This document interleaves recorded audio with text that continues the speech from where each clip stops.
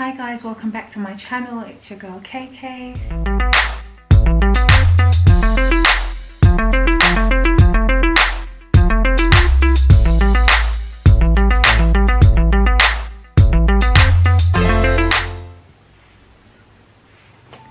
So the last time I did a video on my PGCE experience was I think probably about a year ago now.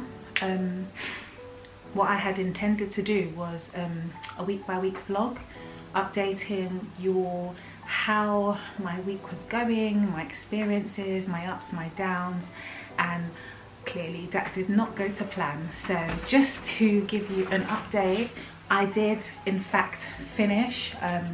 I did pass, so thank God for that. But there's a lot of ups and there was also a lot of downs, so I'm not going to go too much into that in this video, but I will touch on a little things of how you can pass your first PGCE placement. So today's topic is going to be about how to pass your first PGCE placement. So some of you may be going through the route of school direct or another route. I'm not sure what the other route is, but my route was school direct. So it was I was referred or employed directly through my school provider. Yeah, so school direct and the other route, whichever that is, it's not too different. I think they do have different dates, but for the most part everything's pretty much the same. The workload's pretty much the same. It doesn't mean that you are smarter if you're doing school direct, and if you're doing the other route you're not as smart as the school direct. It just means that those with a little bit more school experience have been taken through the school direct route. So yeah, so before I started my PGCE, I had 3 years or 3 years plus prior experience to working in a school as a TA, doing exam invigilation for primary and secondary. Not exam invigilation for primary, but exam invigilation for secondary only, and just TA, being a support teacher, support worker in primary schools. So fast forward to my first placement, which was incredibly tough. They did warn us before we started that we would have one school which would be very, very difficult, and the other school would be okay. So my thing was, when I started, I was basically put back into my my first college. So I attended a performing arts school not far from home, and I ended up going back there. So I was really excited that that was going to be my first placement. Maybe I'll see some familiar faces and whatnot, which I did. I saw a few teachers and students there that had taken on employment. Yes, I saw a few familiar faces, so I was excited about that, but I think I was more excited about the experience than excited about getting like straight into the work. I mean, everyone's excited about different things. When you start, some people are like, okay, I just want to pass. I was like that in my 3rd year of uni. I was like, I'm not going to socialise, I just want to pass, I just want to pass. But this time round, I said, I'm going to enjoy myself, I'm going to be a bit more relaxed, I'm going to hang out, I'm not going to be in a rush to rush home every single time the bell goes or whatever. And I mean, I did do that. I did stay after school and try to catch up with some assignments, you know, because you know the minute you get home, I mean, if you're going to be honest with yourself, you're really not going to start opening up assignments and things like that. So it's just good sometimes to stay behind to keep that momentum going. And so I'll stay behind maybe 1 or 2 hours. Sometimes I'll stay even till 6 when the library actually closed, just to get myself ahead and just get the work in. So we're going to go straight into just top tips that will help you pass your first placement. What actually happened to me was that I didn't pass the first time round, and not that I had to repeat the year or repeat the term. Some people do end up repeating the term or the year, but luckily I caught up quickly. So I just want to just share some tips and give you guys advice on how you can just, if you drop the ball a little bit, just pick it back up. So I didn't pass because the pandemic has been going on for the past 2 years or so, and a lot of schools and businesses had been affected. So schools in particular, a lot of the students had just come back from home learning, and myself as well, because I wasn't able to go into uni because of due to isolation and, you know, the lockdown, etc, etc. So yeah, where was I? So yeah, so everyone was really just trying to get back into the swing of things, and which made the structure very, very wobbly, for lack of a better word. So the structure wasn't as tight-knit as it would be. But I would say when you're a student at a school, you see things differently from when you're a teacher. So when I went back this time, not as a student to teach, honestly, it was absolute chaos. For the obvious reasons, I'm not allowed to mention the name of the school, but this, you know, when they tell you that, you know, you're going to go to one good school and one bad school, or one difficult school and not necessarily easy, but just, you know, easy going. This was the bad school, and my time there was very difficult. And yes, it did cross my mind to want to quit, want to drop out, but at this age, at this stage in my life, I can't just be a quitter. When you're younger, like when you're in your early 20s, it's easy to just walk away from things and just be like, I'll sort it out later, or, you know, I've got plenty time. But really and truly, time waits for nobody. So it's just best to just hit things, just handle things straight on. And that's what I did. So like I said, I didn't pass my first placement, and the reason why I feel like I didn't pass, first of all, I'm going to acknowledge that I took a lot of things personal, such as feedback. I feel that I did. I let negative feedback maybe get to me. When I would teach a lesson, it was clear to see that I hadn't done enough research for the lesson or for the unit as I should have as a teacher. What is expected of a teacher? You're expected to, obviously, if you're reading a novel, for example,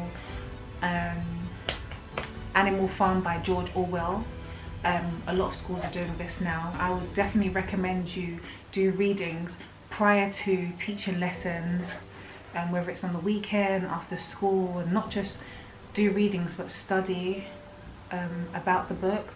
So that was a very political book, which was very relevant to what's going on today, and it's usually taught in year 7. So I had a lot of year 7 classes that I would teach. I taught year 10s, I taught year 12s, and I believe year 13 class, but it was mostly year 7. But my favourite group to teach was year 7s, because I felt like it was just easier to get along with them. And you're going to get the odd chitter and chatter here and there during lessons, but you just have to learn how to handle it professionally, and you learn how to manage behaviour in your CPD sessions, which is usually after school and is a must. So you have to attend weekly sessions of CPD, whether it's online or in person. So how can I survive my first placement? 1, organisation. Number 2, you want a planner or a journal. So you want to journal to remember important to-do tasks. Bear in mind that you will be having quite a lot of assignments from uni whilst you're on training. You're not just there to teach, you're also there to pass your assignments as well. Otherwise you do not pass the course. You can't pass the assignments and not pass your teacher standards. And a teacher standard is something that you go through weekly sessions with your mentor, discussing the teacher standards that you've hit or that you need to maybe improve on or include in your teachings. Number 3, you want to download lesson plans and schemes of work and resources. So before you start, I encourage you to find out your login details. Some schools are late on this. Some schools you may have to chase up, or maybe your login isn't working. Before you start teaching, before you're scheduled to start teaching, you want to find out your login details. Make sure you can log into your email and access all the school resources, because it's the school resources that are going to help you plan and teach your lesson. Now, for me, in my first placement, I will say that I didn't feel very supported. I felt like I asked too much questions, or maybe I just wasn't proactive enough. But you know, I just got the sense that maybe I asked a bit too much questions, and some of the questions came off as silly.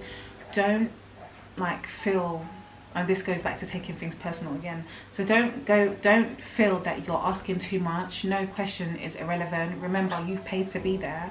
They're getting paid to do what they're doing, and you're getting paid to do what you're doing. So you need to ask all the silly questions in the world if it's going to take you to the next level. So if it's going to help you get to the next stage and you're confused about something, don't wait until the last minute, because you can't stop in the middle of your lesson and ask the teacher something. I mean, you should be allowed to, but a lot of teachers that have been, you know, there for years will probably see this as a weakness, or you just don't know what you're doing.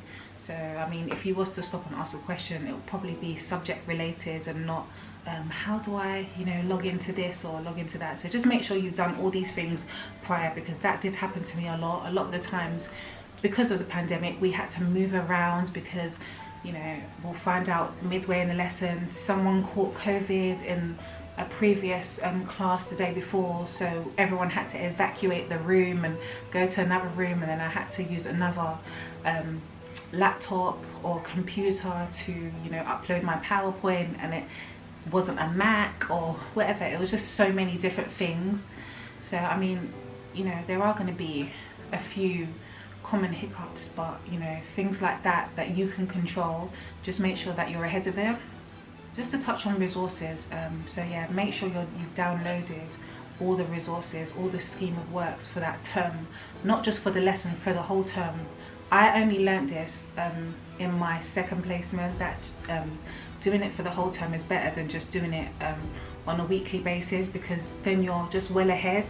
And a lot of these resources, a lot of them from my first placement, they weren't updated, or it was oh, we've taught that, we've taught them that, we've taught them that, and it was like, okay, so where should I start? And even when I did ask these questions, it was never really, the answer was never really direct.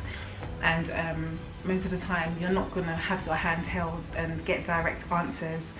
You just have to go and you know, find out what needs to be done yourself. So I had to do a lot of editing and you know, moving things around, and you need to do it in good timing, so that, not the day before, but if it is the day before, it's better than, you know, it's better late than never. Yeah, you need to get it approved by whoever's class you're taking, or your mentor, because if you don't get it approved and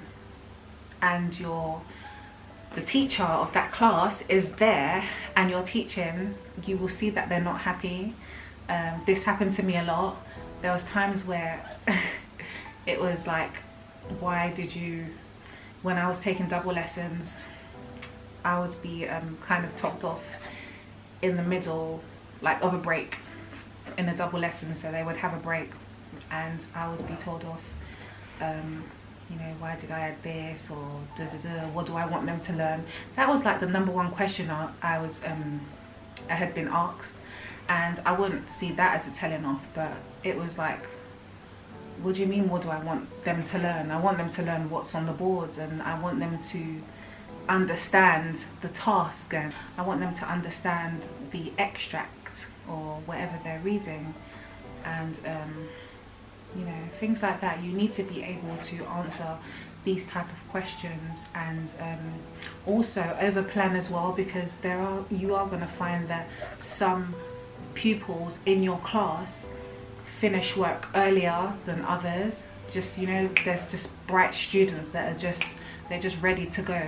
So you need to have your plenary and your extension tasks, because you'll find that a lot of students who are brighter than others will finish on time and start, you know, messing around, and you don't want that, because then it just throws you off. Like during this time of the PGCE, it should be for preparing for the week ahead. It doesn't last forever, it's just a year. If not a year, it's 9 months. It's 9 months, and there are breaks during that time where you can, you know, ease off a bit, but it doesn't last forever. So just structure your time wisely, and this is why I chose not to rush home straight after the bell.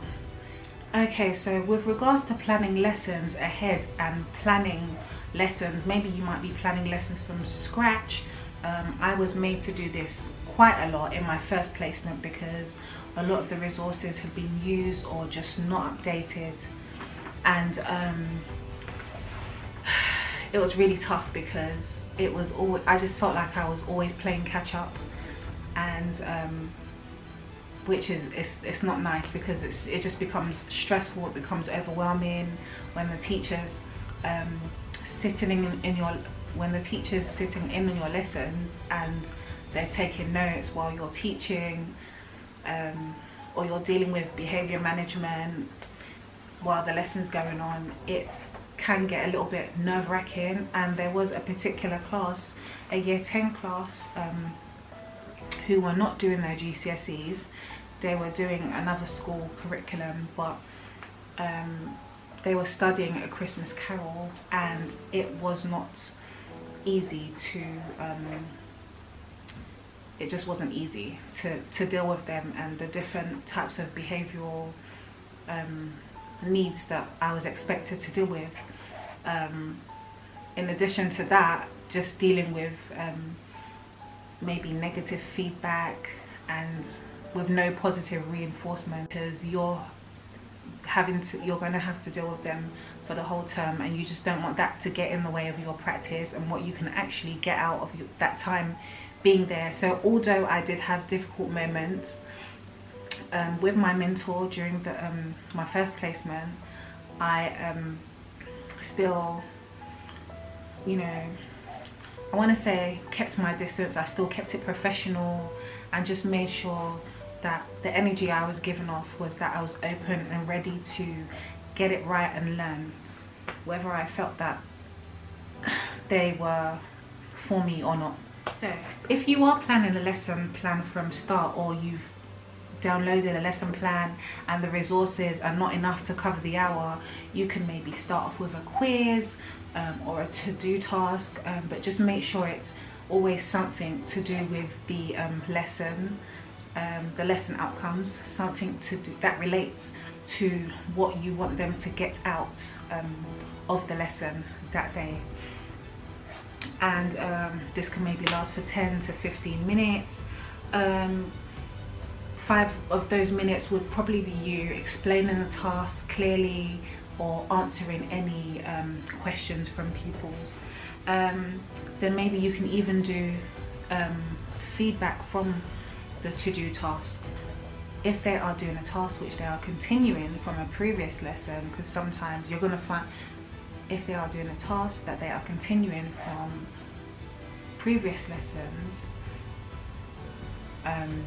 they can maybe peer assess one another and feed back to the class. You will find that sometimes you might not finish tasks, which is absolutely okay, but just make sure that they understand the learning outcomes of the lessons.